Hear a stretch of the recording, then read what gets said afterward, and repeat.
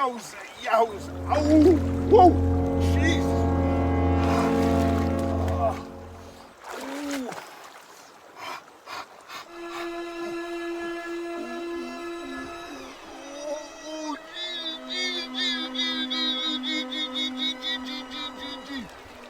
Whoa, man.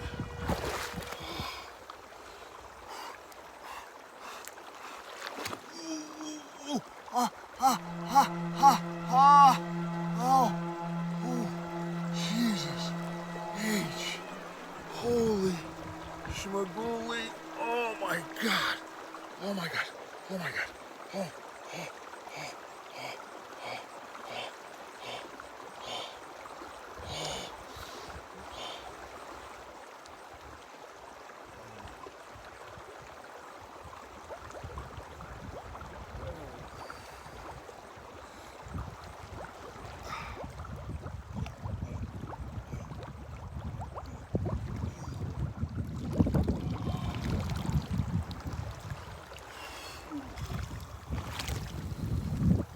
There's still a lot of paradise left on Earth and left in the human heart, if we can find it. Now, it might seem like a strange place here in the National Forest of Sawtooth Mountains, Idaho, to talk about trying to prevent World War III. It is actually perfect, because the Gazans, as horrific as their situation is, and as tragically self-made as they made it, they could too be experiencing paradise right now. 30 years ago, and instead of starting an endless war with Israel, they could have kept their wars if they loved them so much, but, you know, small, more logical wars, you know, killing a soldier here or blowing up a munitions dump there. And they could have built a paradise, a Mediterranean beach paradise, which today would be thriving. And they themselves could be visiting beautiful national parks, such as the ones in Israel or the ones on the Red Sea in Egypt. They could have had a thriving society, perhaps not the Singapore of the Mediterranean, as some have said, but, you know, they could experience paradise. The beach at sunset on the Mediterranean, I've seen it. It's as equal to this paradise right here. Although this paradise is pretty spectacular. And it's totally free. Anyone can come here and camp for 2 weeks. People come with their families and the occasional hippie, and sometimes there's cars down this road, but it's been about an hour since I've heard of one.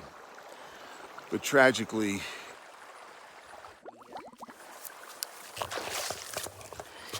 the Gazans decided that the paradise they wanted was not here on Earth like this.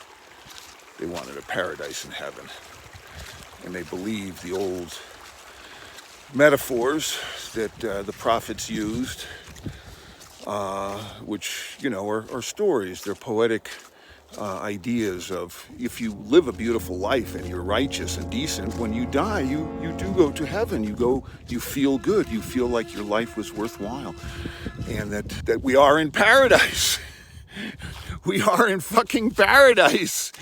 But no, they thought they were in hell. Even though they could have joined a liberal democracy, Israel gave them a completely no strings attached country that they could have made into a paradise.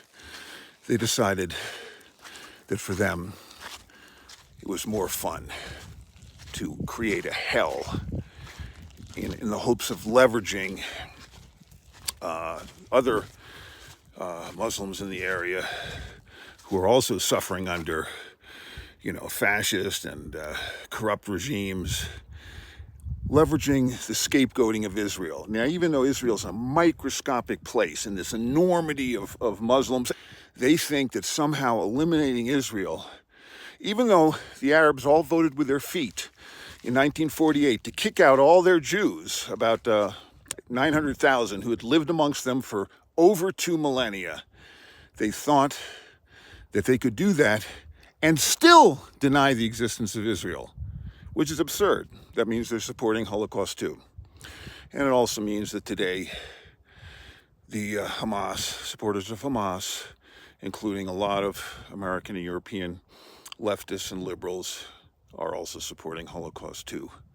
And Holocaust, I experienced it through my mother who went to Auschwitz. I'm telling you, quite from the heart, killing millions of people for no reason creates a bad vibe. You can't be happy. Afterwards, you're not happy. But the fact of the matter is we have paradise right here. And in Gaza, there's a paradise, a beautiful Mediterranean. And so I'm here to tell you that we can stop World War III by going beyond our delusions of some bizarre metaphysical paradise to enjoy the real paradise, which we have right here in front of us, amongst our friends, with other people, with our neighbors, with Western civilization, which has produced liberal democracy, which gives us the right to enjoy this paradise. Anyone can come here and camp for 2 weeks, free, right here in paradise. And I know it's going to be a tough sell, and it may not work out in the end, but I intend to do my best, because when I die, I want to go to paradise. The paradise of knowing that I lived a good life, I did the best I could, and I tried to save as many as people. And we have to save the world today from the Third World War, which is being brought on to us by Trump, Russia, the Islamists, and the conspiracists, who are the glue that hold Trump, Russia, and the Islamists together. And it's just all a fucking scam. Because in point of fact, we have liberal paradise. And by going with them and turning things into a fascist totalitarian state, there will be no paradise for no one. Not even the Trumpers, not even Putin, not even Sinwar.